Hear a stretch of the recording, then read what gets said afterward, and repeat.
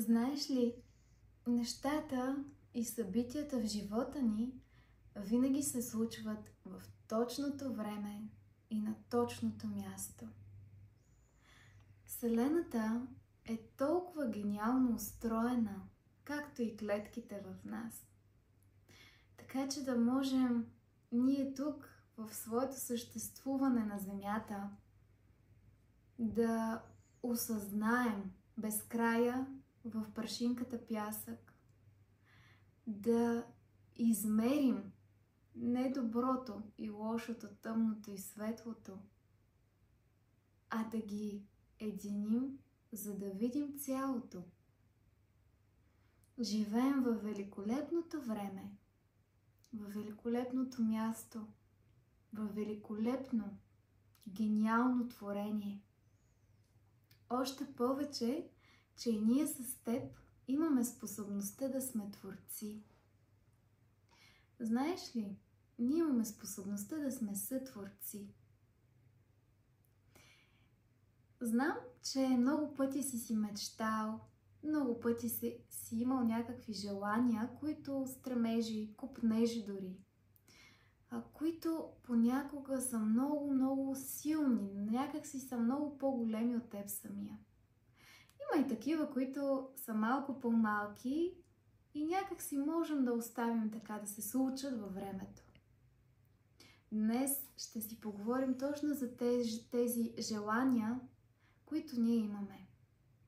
И не случайно започнах с това, че всичко във Вселената се случва в правилното време. Успей, ако можеш и ако искаш да възприемеш гледната точка, която ще ти е много полезна. Тази гледна точка е, че във Вселената има едно същество.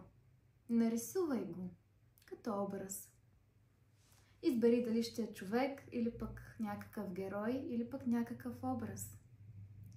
Това същество е много по-голямо от нашата планета, от нашата Слънчева система, от галактиката. То е огромно. Това същество отговаря за движението на обстоятелствата, на хората, на събитията около теб.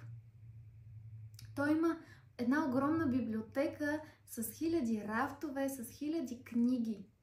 И всеки човек на планетата Земя е една книга. Книга, която е точно там при него.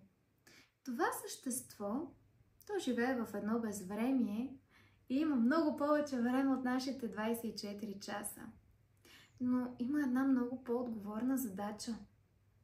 И тази много отговорна задача е всеки ден прилежно и прецизно да отваря всяка една книга от своята библиотека.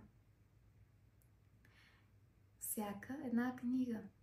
И в нея да записва и да изчислява, да регулира събитията, които се случват в живота на човека, който е собственик на тази книга. Така всеки един ден ти имаш изненади, ти имаш уроци, ти имаш подаръци, имаш нови срещи, нови запознанства. Ако си гледал филмчета за красавицата и звяра, представи си огромната библиотека в двореца на звяра. Само че това същество, то е добронамерено. То не е лошо към нас. Трудните ситуации идват за да ни учат, да ни дадат скрит дар, скрита благословия, не за да ни вземат. И ние сме тук по същата причина. Ти всеки ден се събуждаш, защото има какво да дадеш, има какво да научиш. Живота иска нещо да ти даде. Вселената е щедра към теб и иска да ти даде. И така ти имаш някакво желание. И това желание, когато ти се молиш, когато ти отправяш своята представа, визуализация към полето на Вселената, към полето на акашовите записи, към полето точно там, където е тази библиотека с твоята лична книга вътре. Това същество трябва да погледне първо дали това желание е добро или лошо за теб. Дали това желание е съвместимо с пътя, който душата ти си избрала. Дали това желание за твоето най-висше благо и добро. Да речем, ето ти една ситуация. Ще ти споделя една ситуация от моя живот. Трябва да пътувам от Бургас към София, за да се прибирам. И аз тръгвам. Някъде преди Пловдив се усещам, че съм забравила ключовете. Но странното беше, че аз бях твърде убедена, че съм ги взела тези ключове за дома в София, защото аз не съм ги вадила изобщо от мястото, където ги слагам. Аз съм толкова уверена в прилежността, прецизността си и изобщо в началото, когато дойде тази мисъл да се върна за ключовете, първо отрязах и реших, че това не е мое, махай се. Обаче тази мисъл продължи настоятелно и настоятелно да идва към мен. В крайна сметка отбих, проверих и оле, в действителност ми ги нямаше ключовете.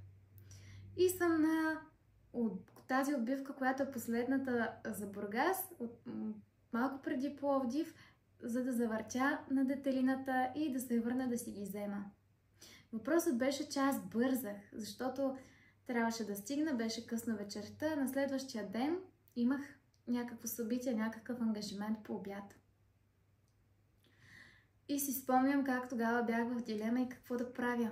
Няма как да си отключа, няма как да се свърши работата без ключовете. И се върнах. Прибирайки се в Бургас, телевизора с новините, канала на новините работеше и аз чувам как е станала огромна, голяма верижна катастрофа точно на мястото преди да обърна колата. И тогава си дадох сметка, добре, че по някакво стечение на обстоятелствата тези ключове са изчезнали от мен, от мястото, където по принцип ги държа, за да мога да се върна, за да съм здрава, колата ми да е здрава и на следващия ден да си свържа ангажимента.